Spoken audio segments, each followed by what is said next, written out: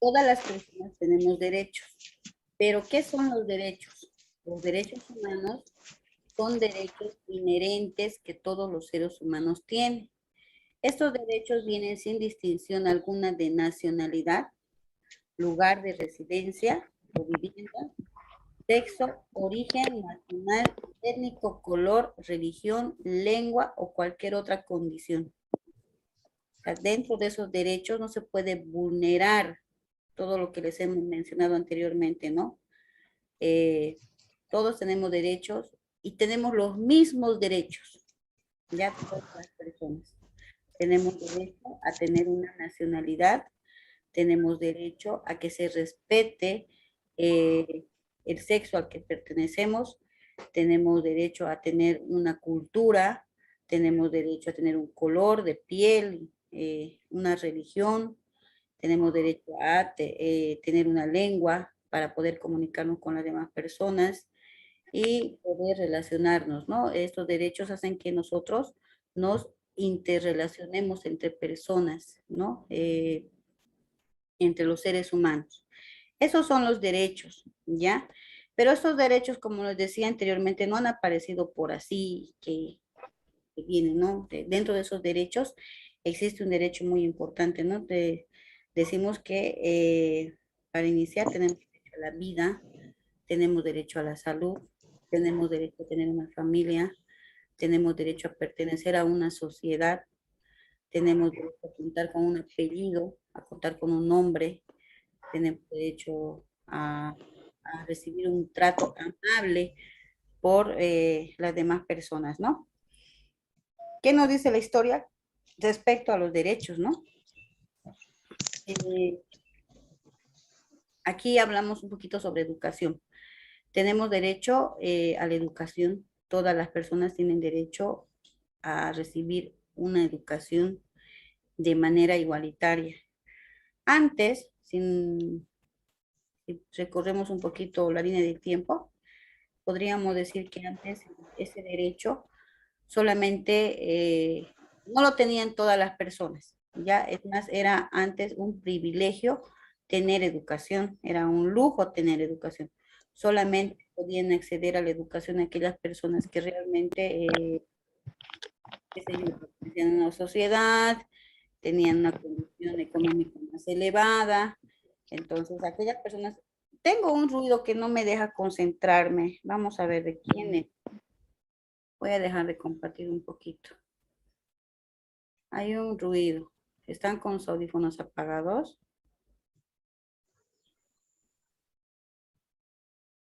Creo que sí, ¿no? Todos apagaron. Estamos casi 40 personas. Voy a volver a mi pantalla y vamos a seguir hablando sobre los derechos, ¿ya? Eh, sí, voy a recorrer un poquito la línea del tiempo, como les decía. Están mirando mi pantalla, ¿no? Sí. Ya, ya, muy bien.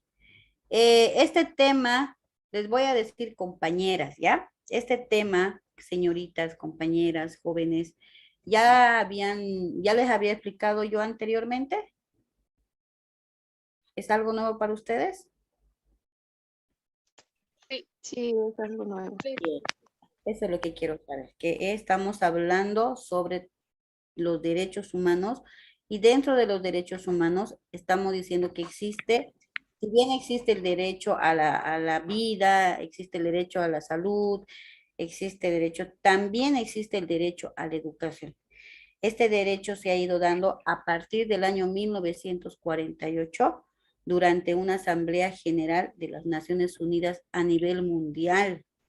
Entonces ahí se ha determinado de que la educación es un derecho y que todas las personas tienen derecho a recibir educación en el lugar donde se encuentre. Eso elimina todo tipo de discriminación en cuanto a la educación.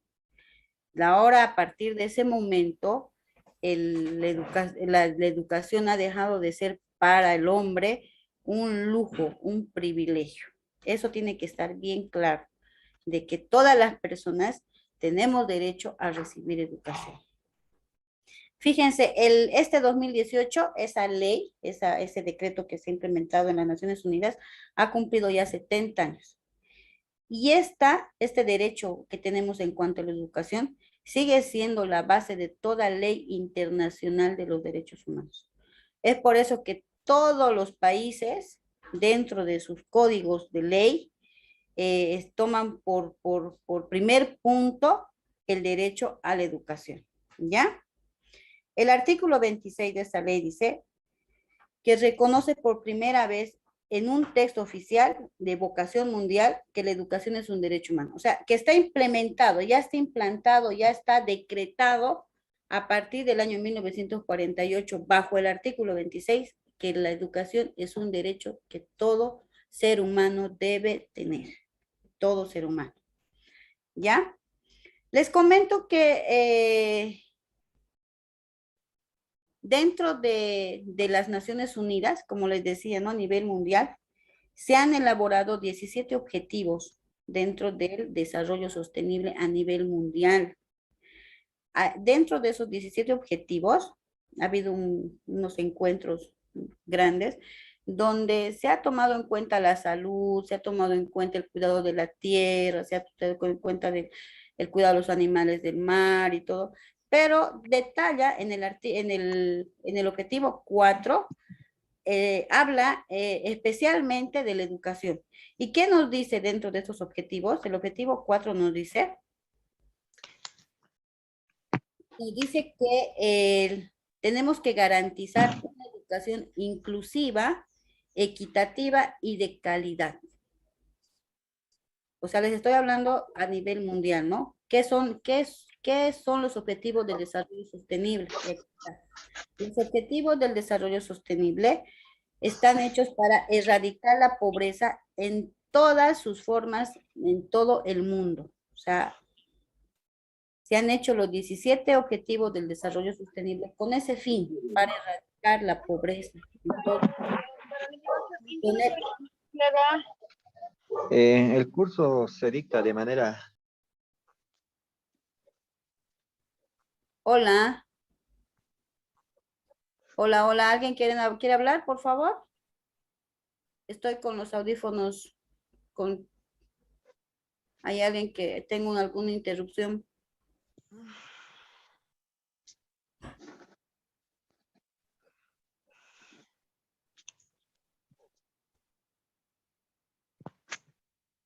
¿Puedo continuar? Sí. Continúe, por favor.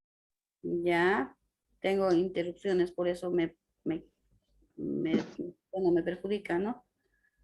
Sigamos hablando. ¿En qué nos quedamos?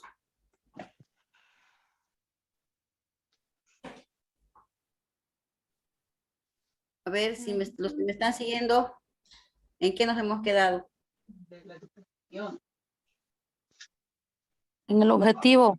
Nos hemos quedado en que existen 17 objetivos dentro del desarrollo sostenible, ¿no ve?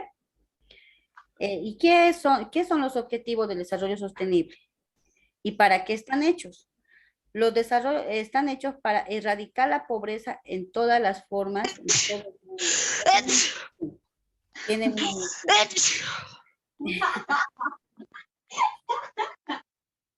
¿Podrían apagar sus micrófonos, por favor?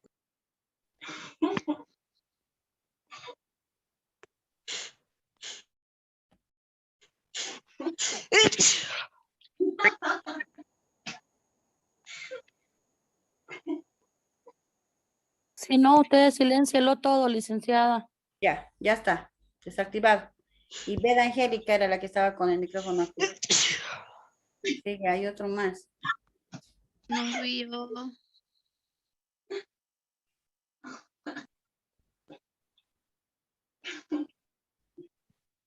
Ya encontré ya.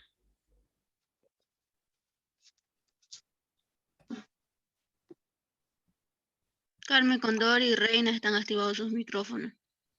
Carmen Condori.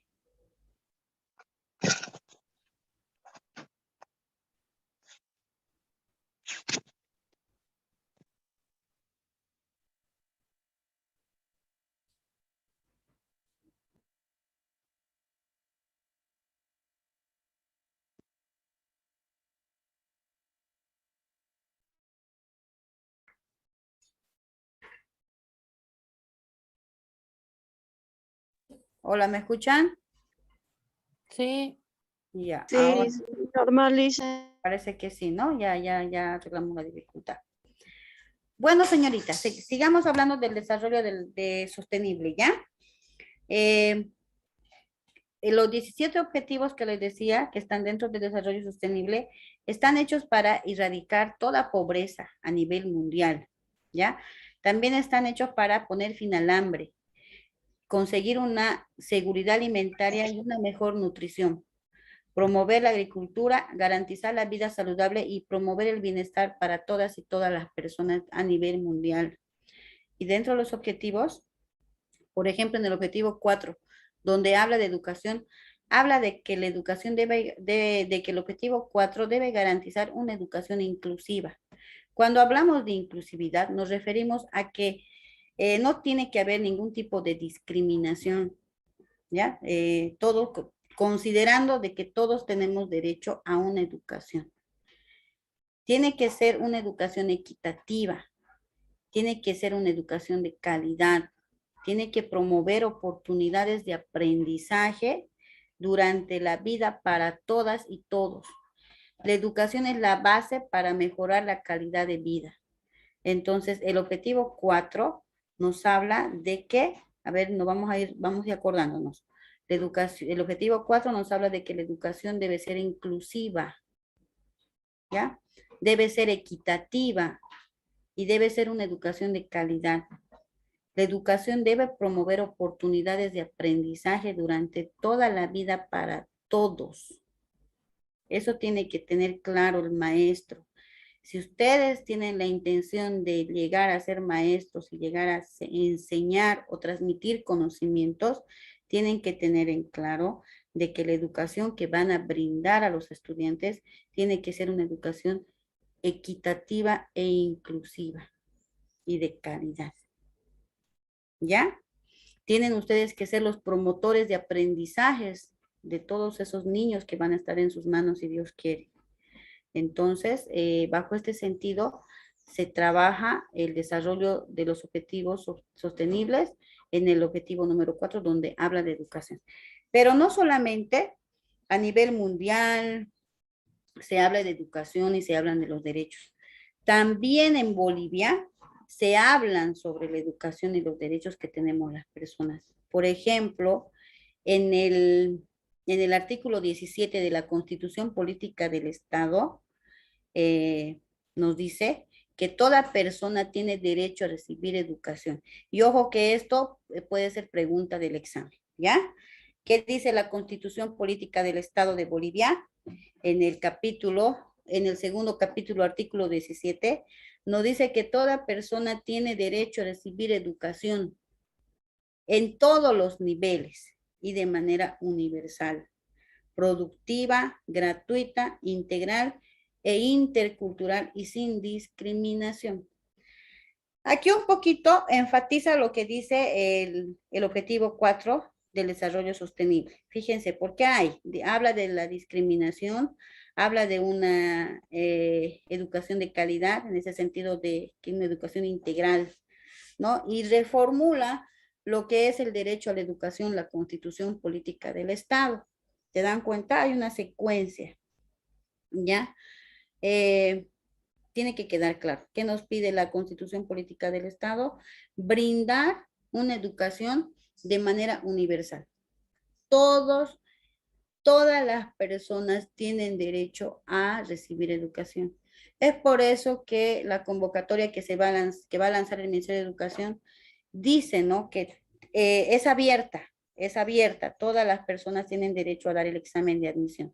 No tiene límite de edad. O sea, si un joven ha salido bachiller a los 17 años y quiere dar el examen de admisión, lo puede dar. Y si una persona ha cumplido 50 años y por diferentes motivos no ha podido tener la oportunidad de estudiar y puede dar el examen, lo puede dar. Tiene la posibilidad de poder acceder a la escuela superior si rinde el examen de admisión. Entonces, estamos trabajando en función a la Constitución Política del Estado, ¿no? Que dice que toda persona tiene derecho a recibir educación de manera universal. Productiva, ¿por qué? Porque la educación tiene que ser productiva. Lo que yo estoy enseñando me tiene que servir para que mis estudiantes adquieran conocimientos y esos conocimientos les sirvan para la vida, para que lo empleen en la vida. Por ejemplo, si ustedes me toman atención, lo que les estoy diciendo no lo van a olvidar, no lo van a olvidar. Y algún día, en algún momento van a decir, ah, no, la Constitución Política del Estado tome en cuenta que la educación es la primera función del Estado y lo dice el artículo 17. Entonces, ustedes va a haber una productividad en ustedes. Y tiene que ser gratuita, dice. Ahora, la educación no tiene que brindarse con fines de lucro. Eso es lo que dice la Constitución Política del Estado. La Constitución Política del Estado, a través de la Ley 070, brinda la posibilidad de brindar educación gratuita y la va dando, pero no cubre los materiales que el estudiante va a utilizar durante ese proceso de educación. Ya, por ejemplo, cuando un niño va a la escuela, a una escuela fiscal, el Estado no le da por los cuadernos, no le da los textos, no le da los libros, no le da el uniforme, no. Pero sí le da la educación. El Estado paga a un docente para que el docente lo pueda instruir al niño y de esa manera el niño pueda tener educación. Entonces, pues, a ese sentido se refiere cuando habla de educación gratuita, ¿ya?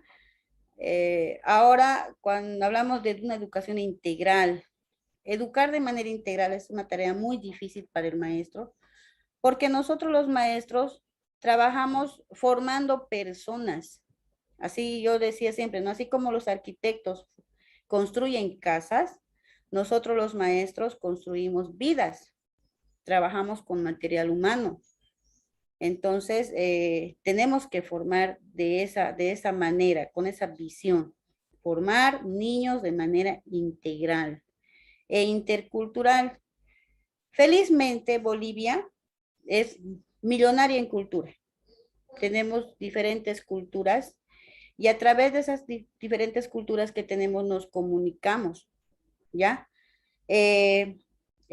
Tenemos que trabajar nosotros a través del fortalecimiento de la interculturalidad de nuestros estudiantes. Es por eso que digo yo, un maestro no puede ser de ningún sentido discriminador. No puede, tiene que integrar a todos los niños, porque considerando de que todos los niños son iguales y tienen los mismos derechos. Hasta ahí me entiendes, ¿no? Sí, sí. Muy bien. Ahora, después de las Naciones del Desarrollo Sostenible a nivel mundial, lo reformula la Constitución Política del Estado y le sigue la Ley 070 de Abeliño Siñani y Elizardo Pérez, que amplía este mandato. O sea, le da secuencia al mandato que habla sobre la educación como un derecho, ¿ya? Y la ley 070 de Lizardo Pérez nos dice en el capítulo 1, al inicio del libro, del artículo 1, que la educación es un derecho fundamental y tiene que ser dado a todas las personas del Estado plurinacional de Bolivia. Entonces, lo recalca, lo profundiza, lo enmarca, lo sella la ley 070. Y esta ley 070 es la que está vigente actualmente en Bolivia. Con esta ley 070 vamos trabajando miles de maestros. Pero ¿cuáles son las características de esta ley? Esta ley es productiva, esta ley no es discriminadora, esta ley es intercultural, esta ley es antiimperialista, esta ley es descolonizadora, esta ley es, ¿qué más? A ver, ¿qué más? ¿Quién más conoce la ley? Me va a decir los beneficios de la ley 070 de Avenida Siñani. Entonces, todas estas características posee nuestra ley, ¿ya? En la actualidad. Y con esta ley yo estoy segura, porque quien les habla ha sido docente de varias escuelas y siempre hemos trabajado en función de la ley, siempre la hemos defendido la ley. Eh, Van a venir muchas preguntas en función a esta ley, y preguntas del examen, porque si bien nosotros los maestros conocemos la ley, la comunidad no conoce la ley, no conoce, y porque no tiene conocimiento de la ley, es que no la entiende la ley y no la trabaja la ley.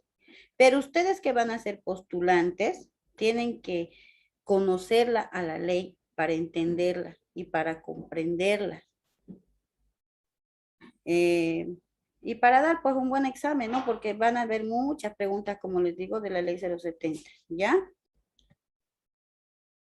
Vamos a hablar un poquito sobre la educación de la educación de Bolivia. ¿Cómo ha sido la educación de Bolivia?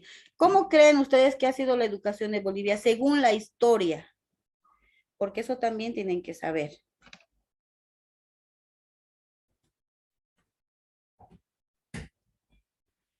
¿Hasta ahí está todo clarito? ¿O tienen alguna duda? Una consultita, licenciada. ¿Ya? ¿Deberíamos comprarnos algo sobre, algún libro sobre la ley 070 para leer y profundizar? Sí, posteriormente a eso, por ejemplo, esta clase que les estoy dando es como si fuera la primera clase. La otra semana vamos a hablar todo de la ley. ¿Me entienden, Ya, no? gracias. Para que puedan comprender mejor. ¿Ya? Por eso quiero empezar por aquí. Quiero empezar primero por darles a conocer que el derecho de la educación no solamente viene de Bolivia, sino viene a nivel mundial y que la ley 070 respalda la educación y es más, la cuida la educación, ¿ya? Y también quiero hablar un poquito sobre la educación de Bolivia, porque yo quiero que comprendan y de dónde ha salido esta ley, ¿ya? Vamos a seguir. Vamos a hablar un poquito sobre la historia de la educación en Bolivia, ¿ya? No vamos a hacer un estudio bien profundo por el tiempo que tenemos, que es muy corto, pero sí vamos a hablar las cosas más importantes que probablemente dentro de las preguntas de admisión al examen de ingreso a las normales. De nuevo me están perjudicando.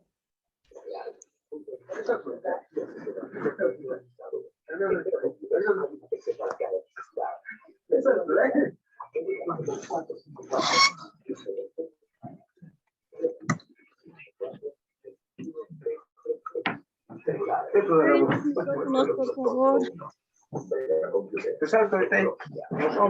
Lisa, pero apaga tu micrófono.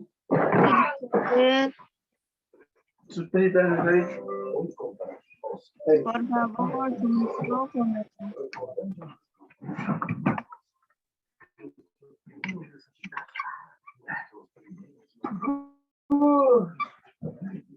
Aquí estaba. Listo, usted tiene la opción para silenciar a todos. Sí, estoy buscando. Un momentito, por favor.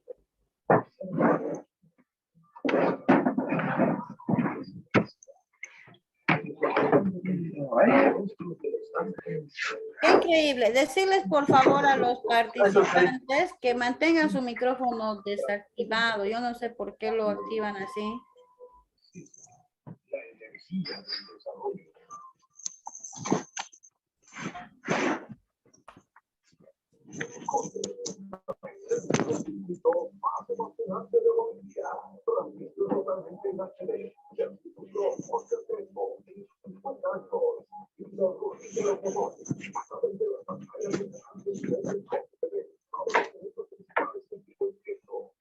Es la variación.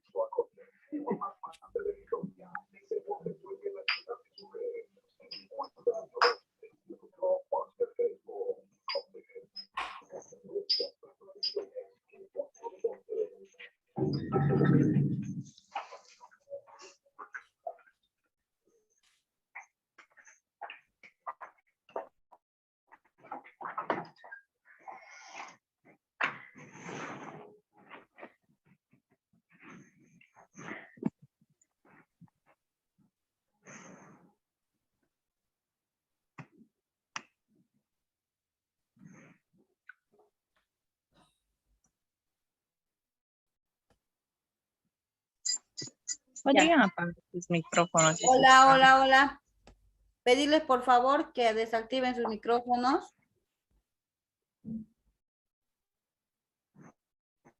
Ya. Vamos a continuar, ¿ya? Vamos a hablar un poquito acerca de lo que es la educación, de lo que es la historia de la educación en Bolivia, ¿ya? Ay, ay, ay, a ver.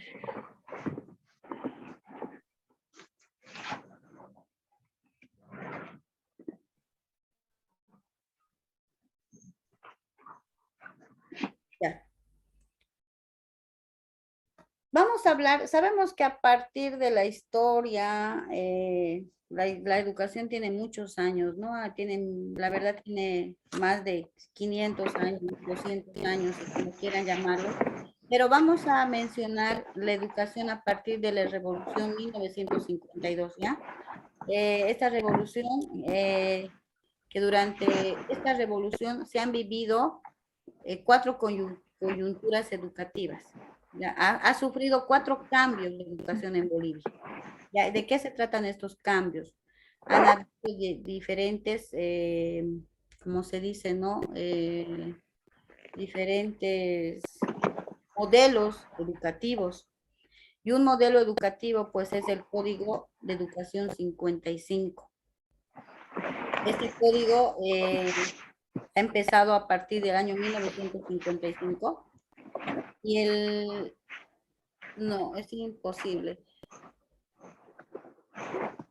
Elizabeth, su micrófono. Señorita Elizabeth, su micrófono, por favor. Hay dos, Elizabeth. Elizabeth Poveda. El apellido, por favor, es que de mí está desactivado, no sé si es de mí.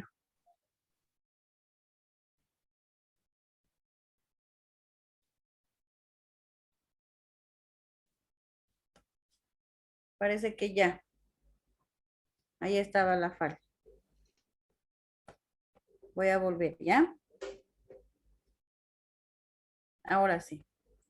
Aquí pueden evidenciar, miren, el primer modelo educativo ha surgido el año 1955 y al modelo o a la coyuntura se le ponía el nombre del Código 55 de la Educación. El segundo modelo fue en la época de la dictadura y empezó el año 1964 y fue hasta el año 1982.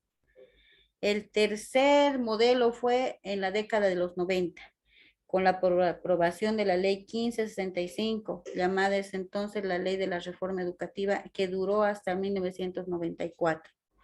Y finalmente, el modelo educativo sociocomunitario productivo, que empezó a partir del año 2010, del 10 de diciembre, y que tiene por nombre Ley 070 de Aveliño Ciñani y Elizardo Pérez. Vamos a hablar un poquito sobre la primera coyuntura que les había dicho, el Código de la Educación. Ya en esta época, la educación estaba orientada a una visión nacionalista en la sociedad boliviana. Ya se tenía que dar la educación en toda la nación, ¿ya? Pero había una variante que en este tiempo había una diferencia. Empezó la diferencia de lo que era la educación urbana y la educación rural. Ya el artículo 16 menciona que la educación regular comprendía un sistema escolar urbano destinado a la población que vive en las capitales del departamento y las provincias de otros centros demográficos. O sea, dentro de la urbe existía lo que era el sector urbano, y ya en lo que era en el campo, en lugares alejados de la ciudad, había un sector destinado a la población que vive en las zonas de actividad rural. Entonces, ya estaba ya empezando, ¿no? Si bien el profesor era único, ya se dividía. Los maestros que trabajaban en el sector rural eran maestros rurales, y los maestros que trabajaban en el sector urbano eran maestros urbanos, desde la ley del Código 55, ¿no? Es una de las características. Y ya en la época de la dictadura, esta educación, les mencionaba que empezó el año 1964 y duró pues como unos 15 años, ¿no? Porque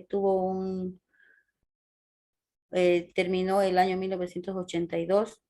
Ya esta ley, dentro de las características de esta ley, los estudiantes tenían un desamparo muy grande, dice, ¿no? Nunca se debatía el plan de estudios.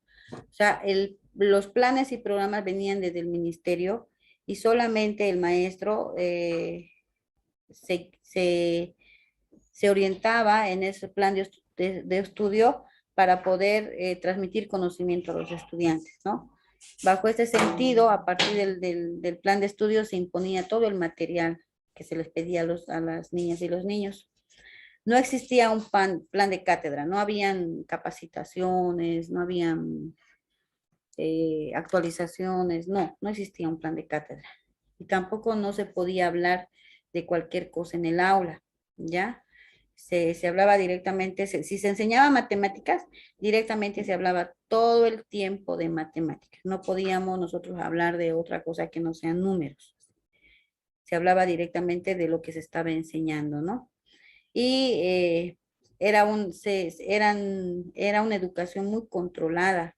Se controlaba todo el tiempo el proceso que se llevaba en las clases, ¿no? Y el avance de los estudiantes. Al mismo tiempo, otra de las características de esta época de dictadura era pues que solamente podían acceder a una educación pues los hijos de los españoles, ¿no?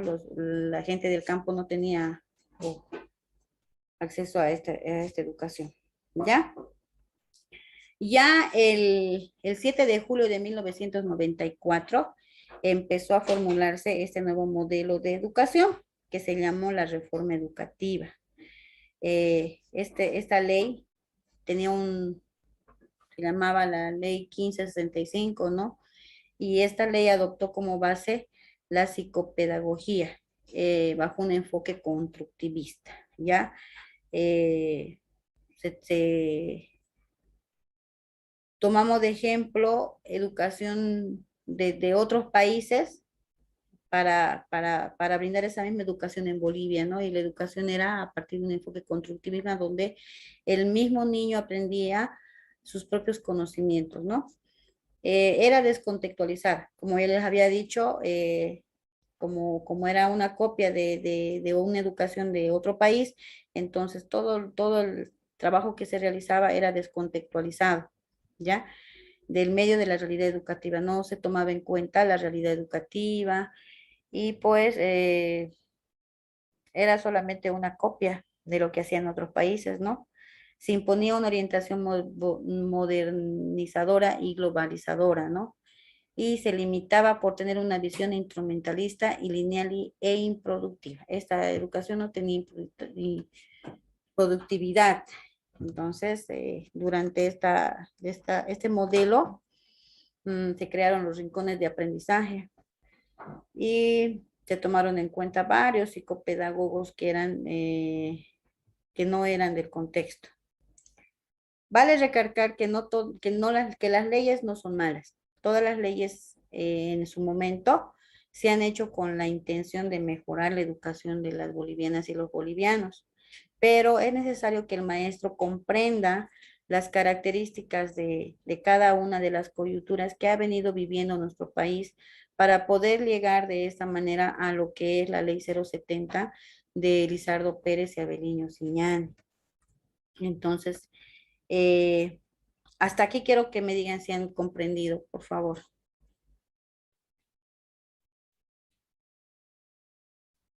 Sí, Está Sí, bien, se ¿no? Está clarito. comprende. Ya. Vamos a hablar ahora, vamos a empezar lo que decía la compañera, en cuanto a un libro. Existen libros, ¿ya? Es más, la página del Ministerio de Educación está abierta para que cualquier persona pueda imprimir los libros o pueda descargar los libros, ¿no? Ahora con la tecnología es mucho más fácil adquirir nuevos textos para poder ampliar nuestros conocimientos. Y sí, es verdad. Desde Profocó se han creado tanto libros para maestros como libros para padres de familia. Los libros para padres de familia son libros más sencillos para que el padre de familia pueda comprender más a fondo lo que es la ley educativa, ¿no? Y les decía, esta ley de educación llamada Ley 070 de Abeliño Siñani y Elizardo Pérez. Bueno, en este caso, Abeliño Siñani fue un maestro rural, un maestro del campo, que impartía sus conocimientos a los niños de manera ambulatoria. Él ambulaba enseñando, no tenía una escuela, sino él caminaba, ¿no? De lugar en lugar para poder brindar educación.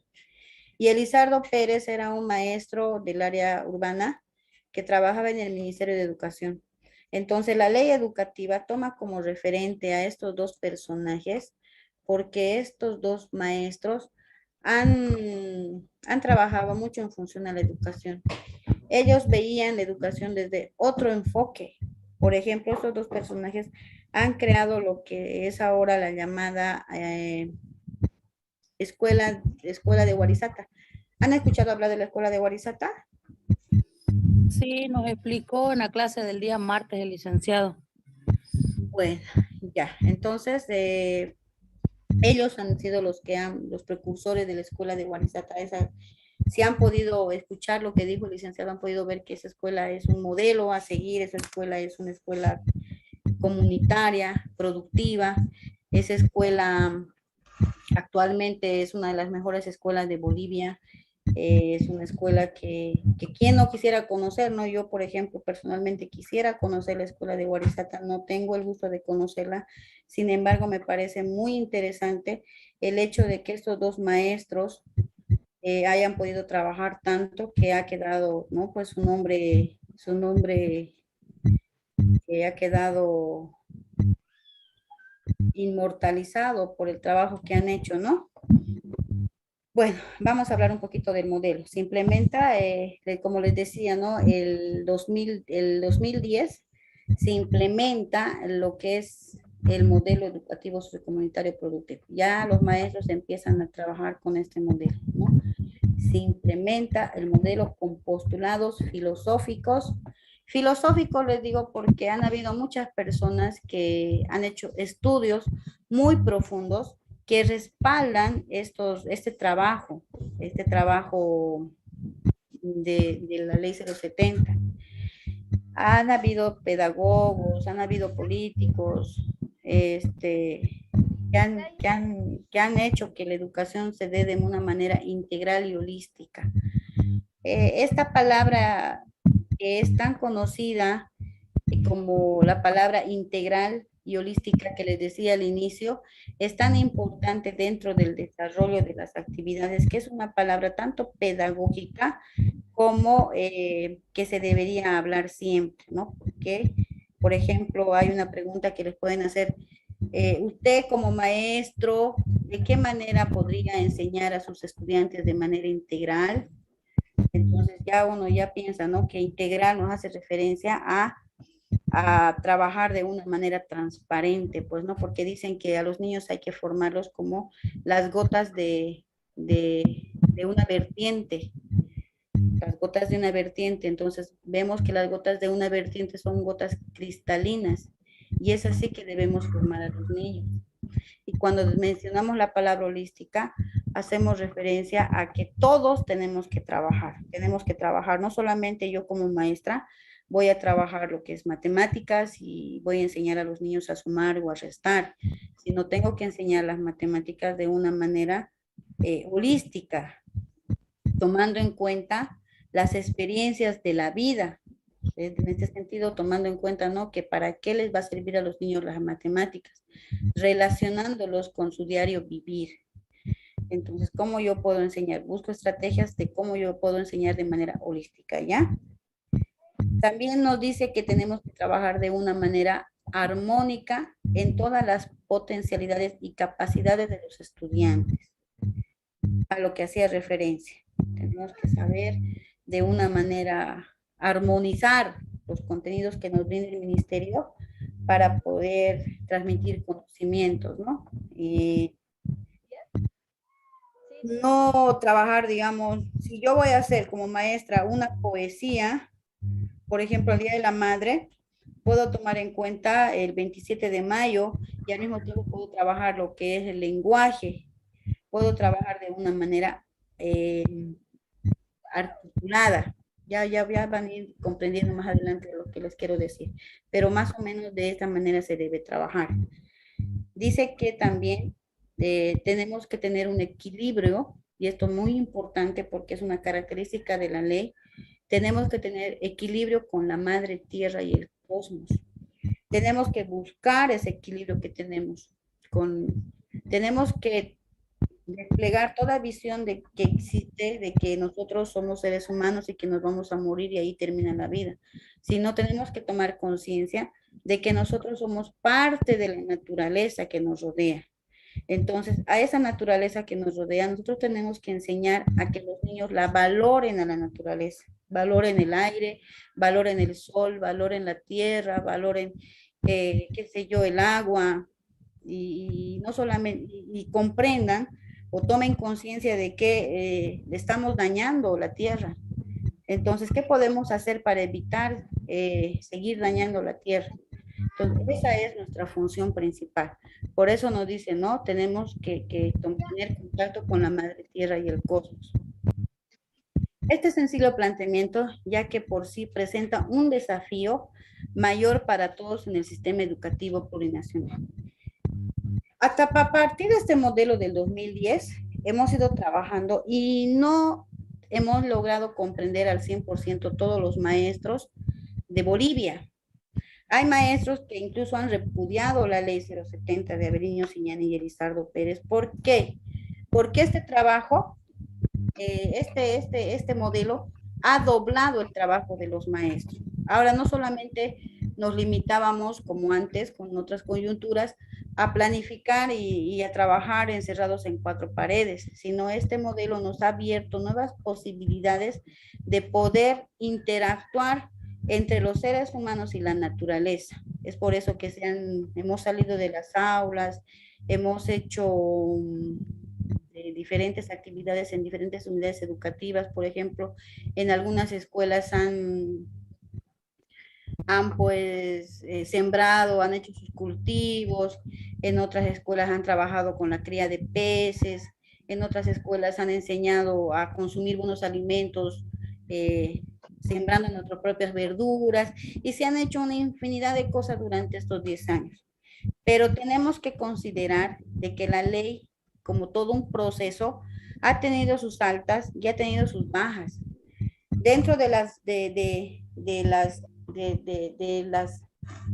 este proceso que ha tenido sus bajas, como les decía, han habido maestros que no han comprendido la ley y no la han asimilado y hasta ahora no la trabajan.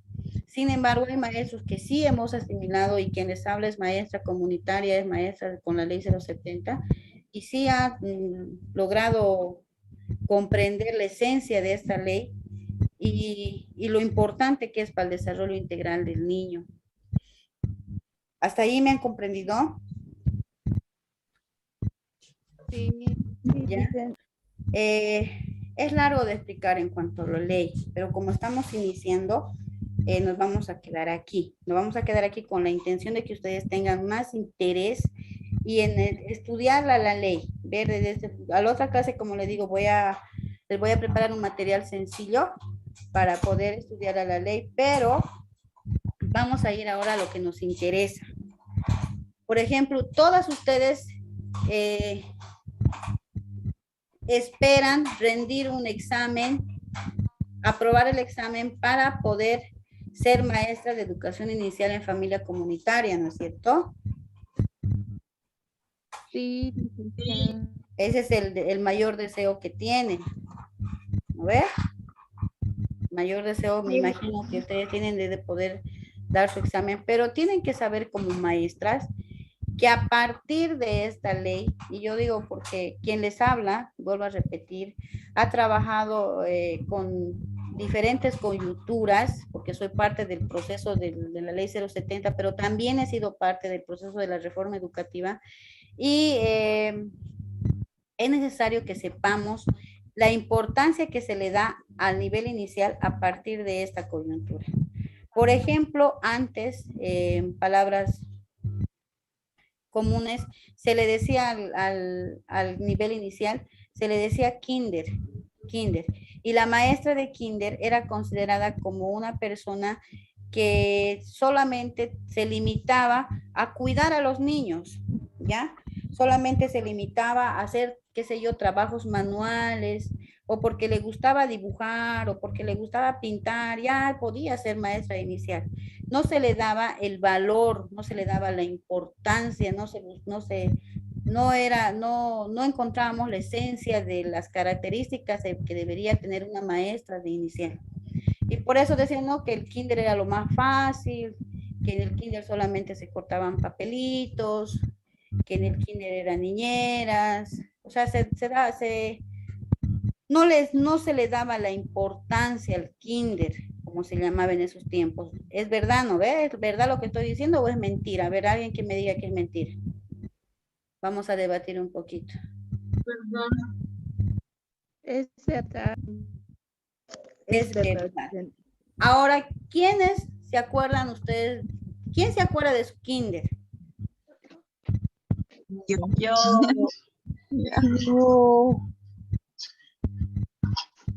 Yo, Sí, ¿no? Haciendo un retroceso de nuestra memoria. Por ejemplo, para mí es como un sueño mi kinder, y yo me acuerdo como unas imágenes. Me acuerdo que tenía dos profesoras, supongo que en ese entonces una era la profesora y la otra persona era la asistente, pero eran dos personas que nos cuidaban. Y habían unas mesas, unas mesitas rosadas y habían otras mesitas celestes, supongo que eran para niños y para niñas, ¿no? Ese era el kinder. Ese es el kinder que nosotros hemos logrado tener en alguna parte de nuestra vida y se queda en alguna parte de nuestra memoria. Sin embargo, vamos a ver como futuras educadoras de inicial que esta ley le ha dado la importancia que merecía, la importancia que buscaba el nivel inicial. Y pues es algo tan hermoso, porque yo me he involucrado de tal manera en el nivel inicial y he logrado comprender la esencia. Antes, el kinder solamente se daba a los niños de 4 a 5 años. Solamente era una etapa de la vida del niño. Pero con esta ley se crean dos etapas, ¿ya? La etapa no escolarizada y la etapa escolarizada. Y aquí está, miren. A lo que se llamaba antes se decía educación, no se decía en educación, se decía simplemente kinder, ¿no ve? El kinder. El kinder tenían que ir los niños de 4 años, nada más. El kinder era un proceso de adaptación para que el niño vaya a primaria. ¿Por qué? Porque decían que primaria era la parte más importante de la educación de un niño. Pero no, ahora hay una contradicción bien profunda. Primaria no es la parte fundamental para la educación de un niño. No es lo primero que el niño, al aprender las letras, está empezando su aprendizaje. No. Aquí hacemos un análisis muy profundo de lo que es la etapa de desarrollo de diferentes capacidades de los niños a partir desde que el niño es concebido dentro del vientre de la madre. Es por eso que se le da diferentes cuidados y se toma en cuenta la etapa no escolarizada desde los 0 hasta los 3 años de vida. ¿Ya? Aquí está. Y la segunda etapa es de 4 a 6 años de vida.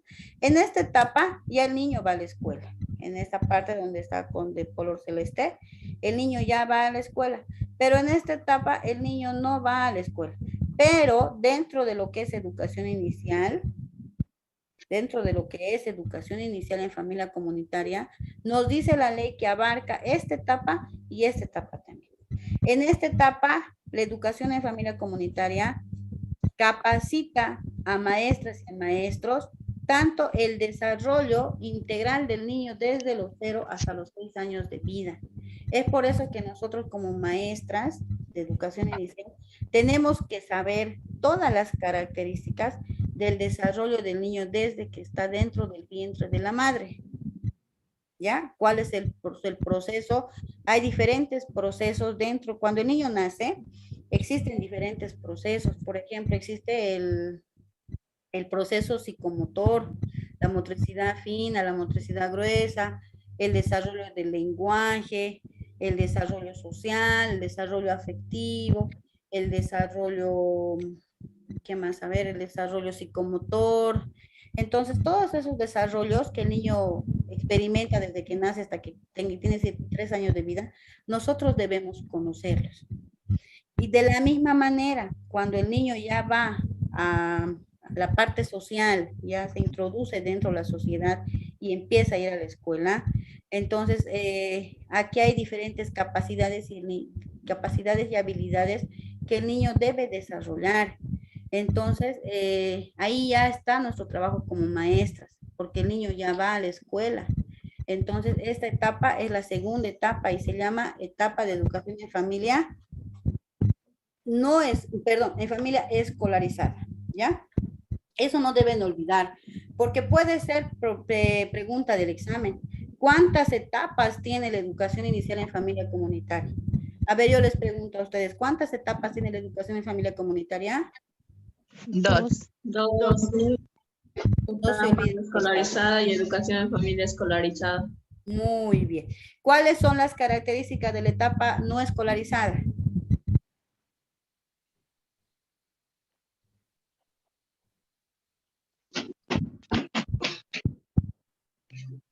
Son los Desde niños que que no van a la está- escuela. En esta Desde que edad, está en el vientre de la madre, ¿ya? hay que ver el desarrollo psicomotor, psicológico, lo que es la motricidad fina y motricidad gruesa. Analizar al niño desde esa etapa de 0 a 3 años. Muy bien. ¿Y cuáles son las características de la educación en familia escolarizada? Eso sería ya de a partir de los 4 a 6 años que ya el niño ya empieza a ir a la escuela. Por ende ya sería escolarizado. Exactamente. En esta etapa el niño ya entra a la escuela, ¿no? Ya tiene interacción con sus compañeros, ya tiene relación con otra persona que no es su mamá, que es su profesora. Y al inicio, cuando el niño va a la escuela, ¿qué es lo primero que demuestra? Miedo. ¿No ve? ¿Han visto? No sé si han ido a la escuela, los niños lloran, ¿no ve? En esta etapa los niños demuestran temor. ¿Por qué demuestran temor? Porque ellos no saben todavía canalizar sus emociones. Y hay algunas maestras que le dicen, cállate, le dicen, ¿no? Entonces, no pensamos que nosotras como personas mayores, a veces no canalizamos tampoco nuestras emociones. Y le pedimos a un niño de 4 años que domine sus emociones y es algo injusto para el niño. Es por eso que debemos saber bien cómo reaccionar en el momento de adaptación del niño a la escuela, porque es un shock tanto para la mamá como para el niño. Para la mamá, según estudios, es considerado como un segundo destete. Para las mamás que me están escuchando pueden comprender. Cuando nosotras las mamás le quitamos el pecho a nuestro bebé llora, ¿no ve? Sufre. Y nosotras las mamás sufrimos con el bebé. Pucha, nos da pena que el bebé ya no tome lechecita, que el bebé, tenemos que destetarle a ese bebé porque ya no puede tomar la leche. De la misma manera es según en educación en familia escolarizada. Cuando el niño va a la escuela, es como un segundo destete. Duele a los papás, nos duele que el niño vaya a la escuela y que tenga que estar solito. Y a veces sufrimos más que el niño. Y al niño peor, porque a pesar de que le hablamos, el niño no sabe canalizar sus emociones. Entonces, decirle a un niño, cállate, o decirle a un niño, no vas a llorar, es atemorizarlo más. Es por eso que el niño se asusta más y llora más. Y nosotros no entendemos. Decimos, pucha, ¿por qué llora? ¿Por qué se asusta? Pero no logramos entender. Es por eso que es muy necesario esta parte de la maestra de inicial. Y puede ser que den el examen de admisión. ¿Cómo deberías tú como maestra si entran 5 niños llorando a tu aula, por ejemplo? ¿Qué hacen ustedes? A ver. ¿Les dicen cállate, como le decía anteriormente? No. Yo pienso que hay que generarle confianza, más que todo a un niño que está entrando recién en esa etapa. Hay que generarle confianza, afecto y sobre todo entendimiento y hacerle perder ese miedo que tiene a estar tal vez en un espacio de niños donde están ahí. Entonces hay que generarle bastante confianza. Sobre todo yo pienso que hay que empezar a hacer eso, lo que es la socialización entre niños. Exactamente. Ahora, si yo soy una maestra que me gusta gritar, que me pongo nerviosa, que si no me hacen caso me enojo, que soy muy intolerante, entonces no sirvo para ser maestra inicial, porque una de las características de la maestra inicial es que tiene que ser paciente. Así como los pacientes cuando van al médico a hacer su revisión, ¿no ves? Nosotros somos pacientes y esperamos que salga el médico y nos llame por nuestro nombre para poder revisarnos, ¿no ves? Y esperamos y decimos, ¿a qué hora nos van a atender? ¿Y a qué hora nos van a atender? ¿No ves?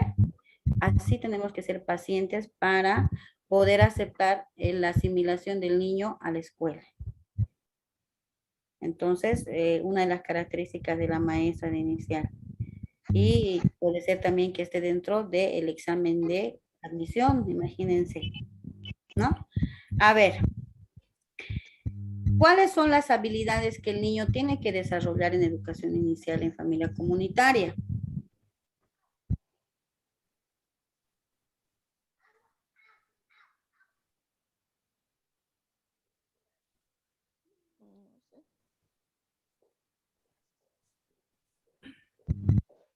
¿A qué habilidades se refiere, Lice? O sea, ¿qué es lo que él demuestra o tiene que demostrar? Todos los seres humanos tenemos diferentes habilidades que desarrollamos a lo largo de nuestra vida. Por ejemplo, para comunicarnos con las personas, ¿qué hacemos? Hablamos. Hablamos. Socializar. Exactamente. De la misma manera, los niños de 4 a 6 años tienen que desarrollar diferentes habilidades, destrezas, capacidades en su vida. ¿Y cuáles son esas habilidades? ¿Qué es lo que nosotros debemos enseñarles? Porque los niños, por ejemplo, a mí me sorprende que un niño de 2 años en esta actualidad en la que estamos, hay niños que me dicen, no, profe, mi hijito, ya lee, me dicen, ya cuenta, me dicen, ¿no? Una mamá, y el niño tiene 3 años, y yo le digo, a ver, le digo, y el niño empieza 1, 2, 3, reconociendo los números. Pero ¿será que podemos, eso está bien? ¿Será que el niño ya sabe y nosotros ya, bueno, ya sabe, qué bien, y ahí queda todo? ¿O qué es lo que tenemos que hacer? A ver.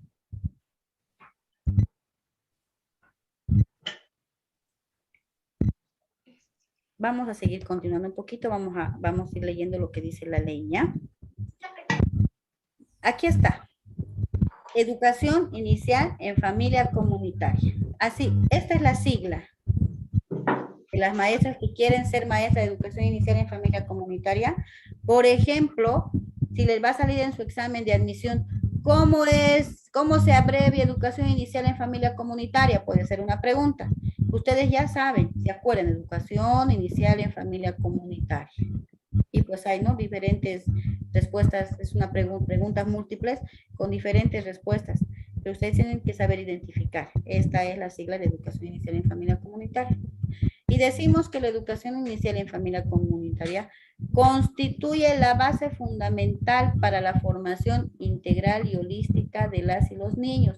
Lo que les decía de la ley 070, miren, constituye la base fundamental para la formación integral y holística de las niñas y los niños. Se inicia y fortalece en la familia y la comunidad como el primer espacio de socialización y aprendizaje.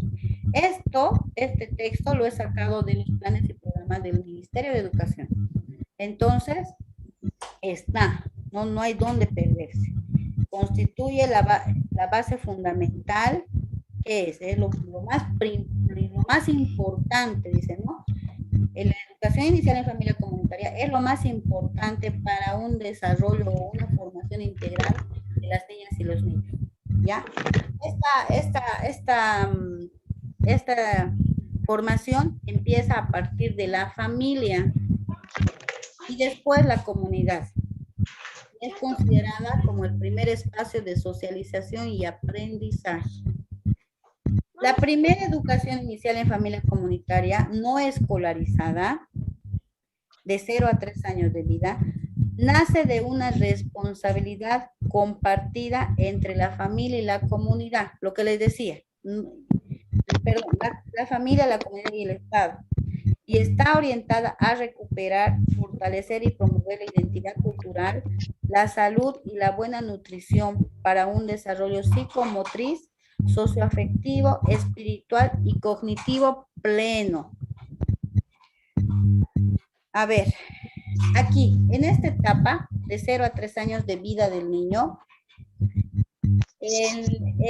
los niños están bajo la responsabilidad de su familia.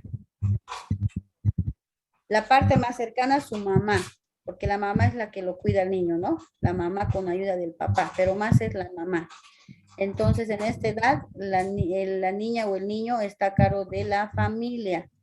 La comunidad, porque dentro de la comunidad también hay, ¿no? Una tía, un tío, el hospital, la posta, el mercado. Está la comunidad inmersa dentro de la vida de ese niño. Y también el Estado, porque el Estado se encarga en promover y fortalecer la buena nutrición, dice, ¿no? Por eso ahí yo me imagino chispitas, no sé qué complementos nutricionales hay en las postas, donde van las mamás con sus niños pequeñitos que les dan, porque están enfocados en contribuir hacia una buena nutrición, dice. Y también a partir de esa socialización que tiene el niño, se profundiza lo que es la identidad cultural. Por ejemplo, si un niño pertenece a una familia aymara, donde el papá es aymara y la mamá es aymara, digamos, ¿no? El papá habla la lengua originaria de su región, el niño pues aprende pocas palabras de su cultura. Entonces aprende a vivir como vive su papá, como vive su mamá. Por ahí a su mamá, que es aymara, le gusta cargarle al niño en aguayo, o le gusta, no sé cómo se llama, cuando se lo amarra bien al niño como un monolito cuando nace. Hay diferentes formas de vida, ¿no? Y tradiciones. Entonces, y en Santa Cruz, por ejemplo, al niño que desde que nace no se le pone pañal, digamos, no se le pone, hay como una chalina larga donde se le hace como un monolito al niño. Eso aquí en Santa Cruz no se trabaja así. ¿Por qué? Porque el niño, si empieza a transpirar, se empieza a deshidratar. Entonces podemos ir en contra de su salud, ¿no? Hay diferentes formas de vida, formas de acuerdo al lugar donde estamos, diferentes costumbres. Entonces, de eso se trata la educación inicial en familia no escolarizada. Aquí no entra nuestro trabajo. Pero ya en esta etapa, en la segunda etapa, nosotras las maestras estamos capacitadas para desarrollar capacidades y habilidades de los niños. Estas capacidades, como me decían anteriormente, ¿de qué? Capacidades y habilidades de qué, Liz, me decían. Tienen que ser capacidades y habilidades cognitivas, lingüísticas, psicomotrices, espirituales y artísticas. Por ejemplo, cuando me hace referencia a las capacidades cognitivas, son todos los conocimientos que yo tengo que enseñarle a mi niño y a mi niña.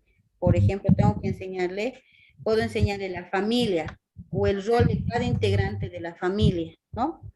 ¿O qué más le puedo enseñar? Le puedo enseñar buenos hábitos alimenticios a mis niños en el kinder. A consumir frutas, le puedo enseñar a consumir verduras, le puedo enseñar a consumir los vegetales, ¿no?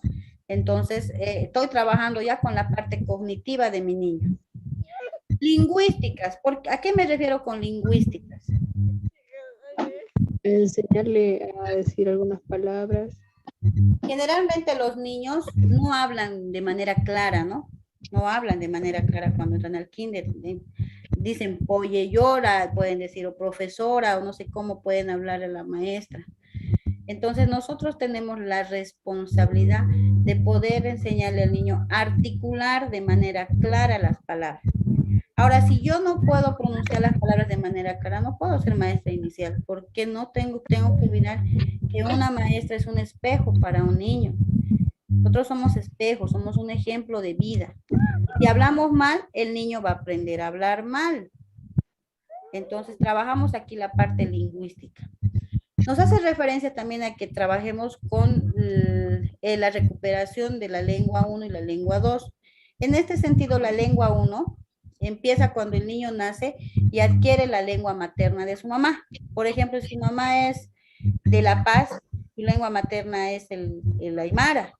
Si es de Cochabamba, su lengua materna es el quechua. Y si es de Santa Cruz, su lengua materna es el guaraní. Y el niño poco a poco pronuncia algunas palabras en su lengua materna.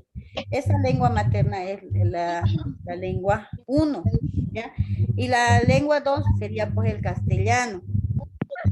Nosotros en la escuela enseñamos, por ejemplo, por eso dicen, ¿no?, que todos los funcionarios públicos tienen que saber una lengua originaria. Por ejemplo, si yo soy maestra y trabajo en Santa Cruz, tengo que saber algunas rondas o algunas palabras en guaraní para poder fortalecer ese lenguaje, esa área lingüística en mis estudiantes. ¿Entienden, no? Dios mío, señor.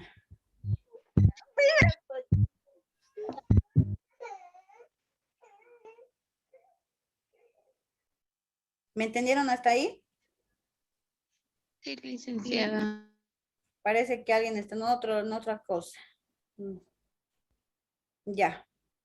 Y cuando me refiero al desarrollo psicomotriz, aquí podemos observar, y les voy a explicar en palabras grandes, porque después vamos a profundizar un poquito más esto. Recuerden que no solamente nos quedamos con esta clase, sino tenemos muchas clases más. Y en el transcurso de estas clases vamos a ir viendo a más profundidad estos puntos para que ustedes den un buen examen. Cuando hablamos de la palabra psicomotriz, nos hacemos referencia al movimiento, ¿ya? Nuestro cuerpo es un motor que por naturaleza se mueve. Pero los niños, cuando son chiquitos, los de 4 o 5 años, no saben coordinar bien sus movimientos, no saben saltar bien, o se caen, o no saben saltar con un solo piecito, o no saben diferentes movimientos coordinar, digamos, y que le queremos enseñar caporal, por ejemplo, los niños no saben bailar bien caporal, o no saben marchar, o son muy torpes, ¿no? Entonces, esa es nuestra responsabilidad. Enseñarles a los niños a coordinar bien sus movimientos motrices. Ahora, cuando le enseñamos al niño a correr, le enseñamos a marchar, le enseñamos a coordinar bien sus movimientos con una determinada rondita, desarrollamos la motricidad gruesa. Ahora, cuando le enseñamos al niño a escribir, porque el niño de la noche a la mañana no sabe escribir, hay niños que no saben ni agarrar un lápiz, y todo ese proceso nosotros tenemos que guiarles. Entonces, ese desarrollo de la motricidad de los deditos se llama motricidad fina, ¿ya? ¿Me entienden, no? Esas son las habilidades. Cognitiva, lingüística y psicomotrices. Ahora, cuando hablamos de la etapa socioafectiva, empezamos cuando el niño va a la escuela y empieza sus primeros afectos. El primer afecto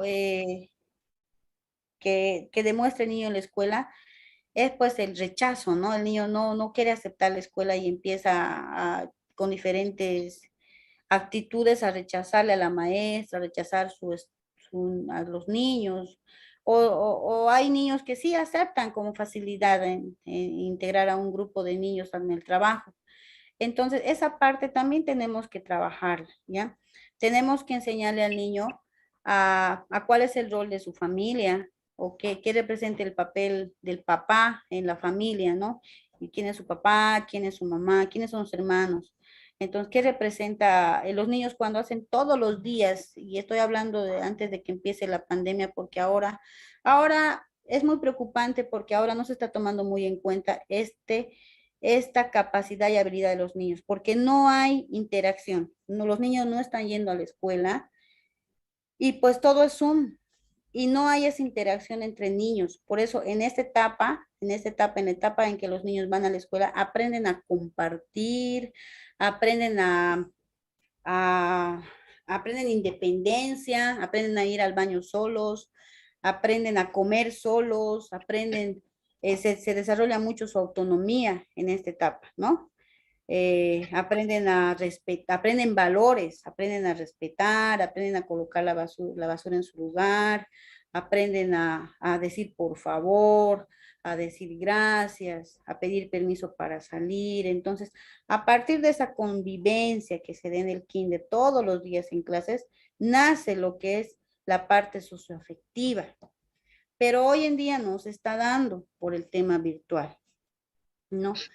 La parte espiritual también hay que trabajarla. ¿Por qué? Porque si bien nosotros respetamos a qué religión pertenece la familia, porque siempre tenemos que respetar, sin embargo, tenemos que trabajar, ¿no? Con la parte espiritual en los niños, enseñarles a los niños que lo primero para ellos debe ser siempre Dios y enseñarles, pues, ¿no? Los hábitos para una buena convivencia entre los seres humanos. Y la parte artística. Dentro de esta parte artística trabajamos mucho con colores, crayones, acuarelas, pintura, pinceles, plastilina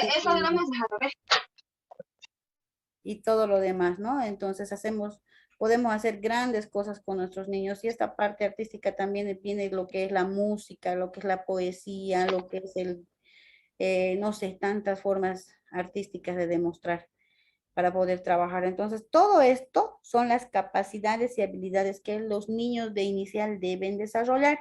¿Hasta ahí alguna pregunta?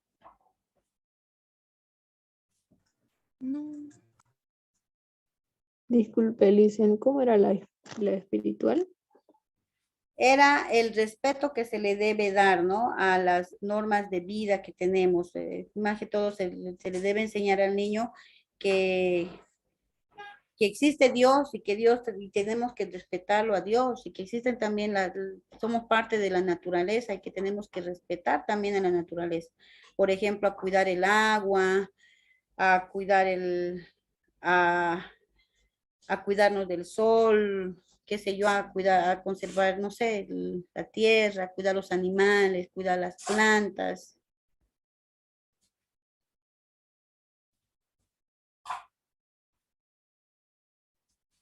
¿Ya? ¿Hasta ahí está todo clarito o faltó?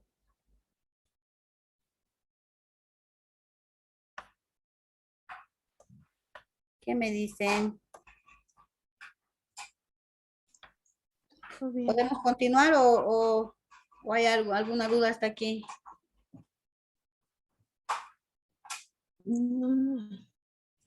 Y ya. Vamos a ver. Ahora lo que pide la prueba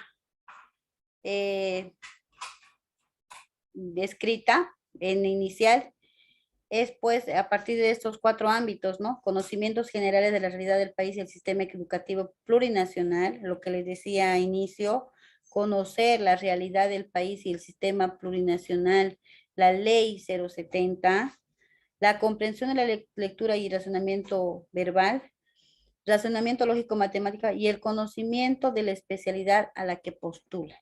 Esta es la parte que estamos trabajando ahora. Hemos trabajado un poco de esta parte, conocimientos generales del derecho de las personas por recibir una educación y que está amparada por la ley 070 y los conocimientos de la especialidad a la que postula. Ya hemos dicho que educación inicial en familia comunitaria Es una formación que empieza desde que el niño nace, ¿no? Hasta que cumple los 6 años de vida. ¿Cuánto tiempo de duración tiene educación inicial en familia comunitaria? 3. 3. ¿Por qué 3? 2. 2. A ver, pensemos bien. ¿Cuánto tiempo de formación tiene educación inicial en familia comunitaria? 1. 2. ¿Por qué 5. 2? Hemos dicho que empieza desde los 0 hasta los 3 años de vida y desde los 4 hasta los 6 años de vida. Sumemos, ¿cuánto es toda la sumatoria de esto? 5. 5 años. ¿Cuántos años es? Los que me han dicho 5 años. que es 1 está mal. Los que me han dicho que es 3 también está mal. Entonces, educación en familia comunitaria tiene una duración, por favor, de 5 años de vida. ¿Ya? ¿Qué más saber? Conocimiento de la especialidad que postula. Otra pregunta. ¿Cuántas etapas comprende educación inicial en familia comunitaria? 2. ¿Cuáles son esas etapas?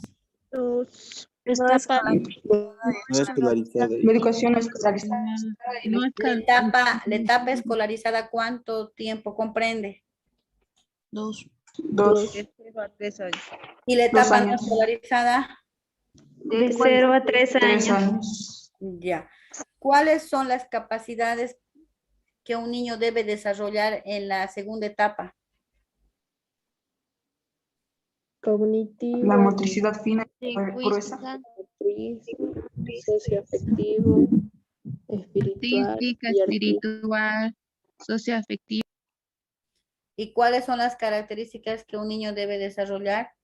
Perdón, ¿cuáles son las habilidades que un niño debe desarrollar en la etapa no escolarizada?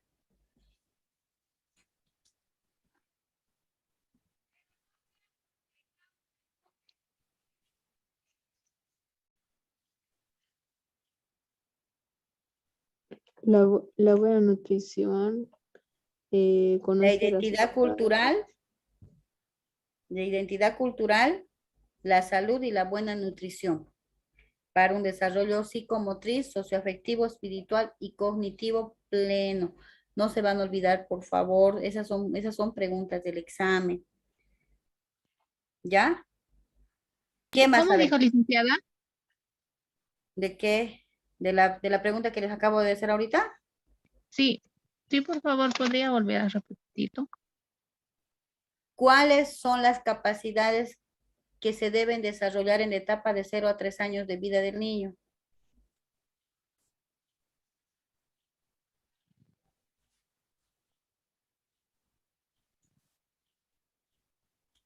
Y aquí está.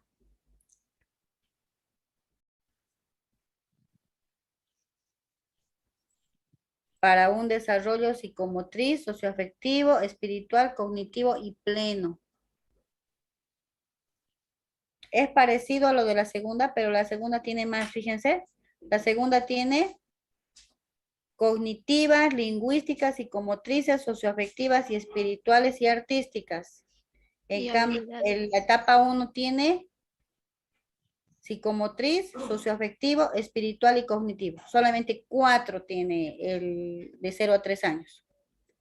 Tiene que desarrollar la capacidad psicomotriz, tiene que desarrollar la capacidad afectiva, la capacidad espiritual y la capacidad cognitiva.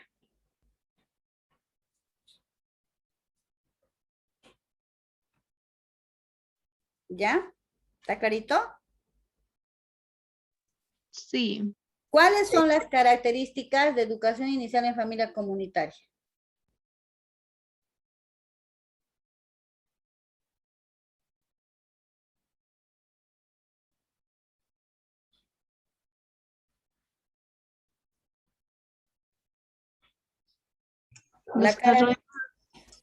Aquí está. Es que es una formación integral y holística en las niñas y los niños. Esta se inicia y fortalece en la familia y la comunidad. La característica de educación inicial en familia comunitaria es que es integral y holística. ¿Ya?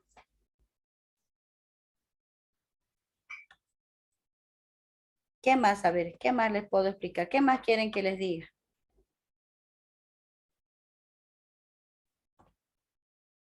Esta parte de aquí, me imagino que ya, ¿no? Ahora, aquí. Educación inicial en familia comunitaria.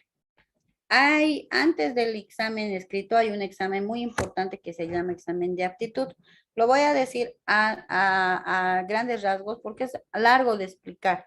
Sin embargo, eso también va a ser parte de otra clase. Vamos a hablar solamente durante toda la clase este proceso de aptitudinal, ¿ya? Que tienen que tener ustedes para poder ingresar a la escuela superior. Son 4 criterios que se trabajan en la evaluación, ¿ya? Es la expresión y la creatividad, el liderazgo y la capacidad perceptivo motriz, la evaluación de actitudes personales y el material requerido. Es simple. La expresión y creatividad. ¿Qué es la expresión y creatividad?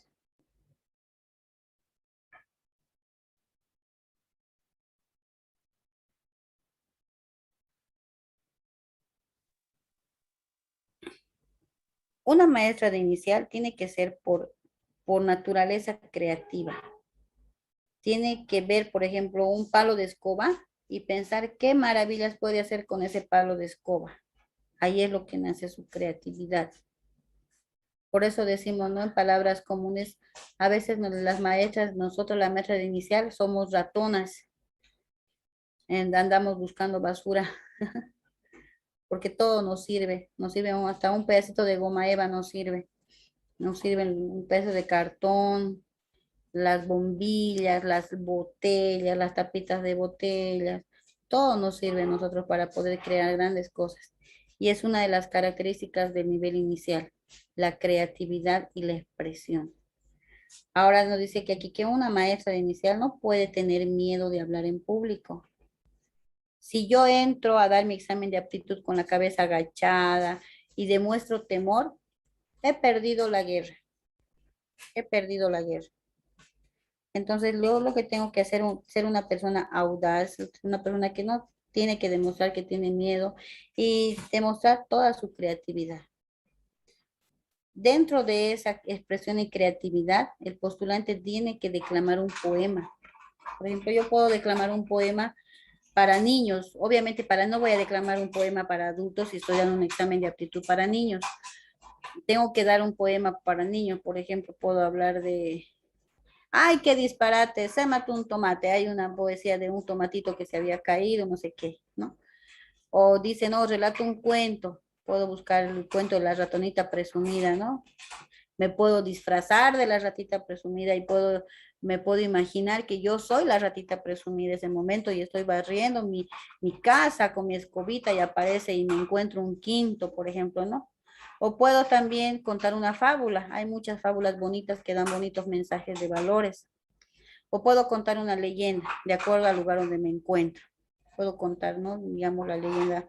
Aquí en Santa Cruz puedo hablar de, no sé, hay tantas leyendas, ¿no?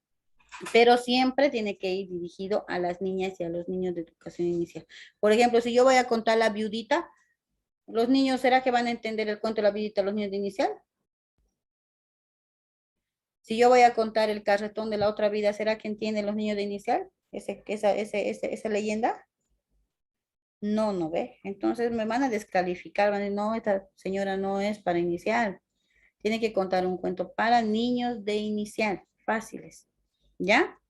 Lo mismo que la fábula, el cuento y el poema.